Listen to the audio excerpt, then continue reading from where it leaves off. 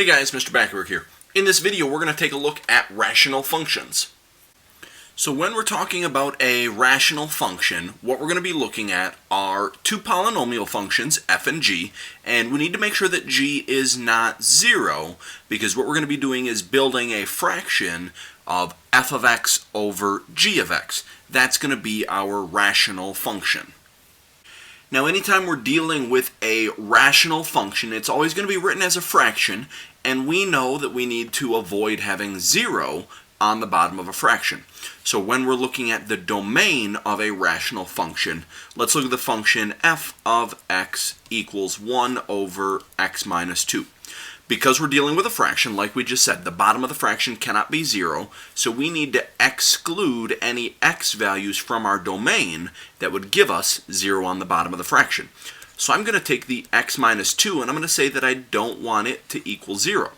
I would add the 2 over to the right hand side, and that's going to tell me that I don't want my x value to be 2. Now that is one way to write the domain. By saying that we don't want x to be 2, we're automatically implying that it can be anything else. But we can also write this in interval notation. So we could go from negative infinity to 2, and from 2 up to positive infinity, and we're going to use our union notation between there.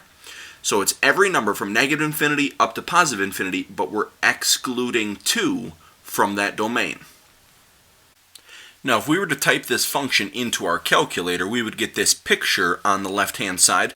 And what I want to do is look at what's happening to our graph as we approach that x value of 2. And we're going to start by approaching 2 from the left-hand side. And we're going to look at this as a limit. So we're going to look at the limit of our function f of x as x is approaching 2 from the left-hand side. That little negative means from the left-hand side.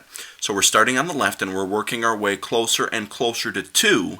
And as our graph gets closer and closer to 2, we can see that this left-hand side decreases down very, very quickly. So we can say that the limit of our function is heading down to negative infinity since our graph is decreasing there.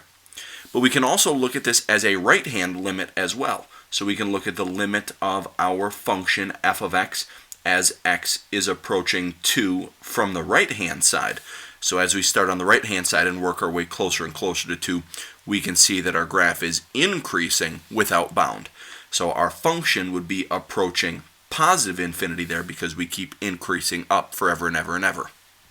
And as we're looking at these limits, if your graph approaches positive infinity or negative infinity without bound as you approach a specific x value, that means that you've got a vertical asymptote at that value. So we have a vertical asymptote at x equals 2. Now, one other thing I want to look at is what's happening to our graph as we go further and further left and also further and further right. So I'm going to look at a couple more limits here, and I'm going to look at the limit of my function first as my x values approach negative infinity, so meaning as our graph goes out to the left-hand side. And I can see that as our graph goes out to the left-hand side, it's starting to flatten out around 0. So my function is approaching that value of 0. And also, as we look at the limit of our function as x approaches positive infinity, so as we go out to the far right-hand side, I can see that this top portion of my graph is also approaching 0. So what we've got happening here, as you work your way to the far left-hand side and to the far right-hand side, if your graph, if your function approaches a specific y value, then you've got a horizontal asymptote at that y value. So we're going to have a horizontal asymptote at the y value of 0.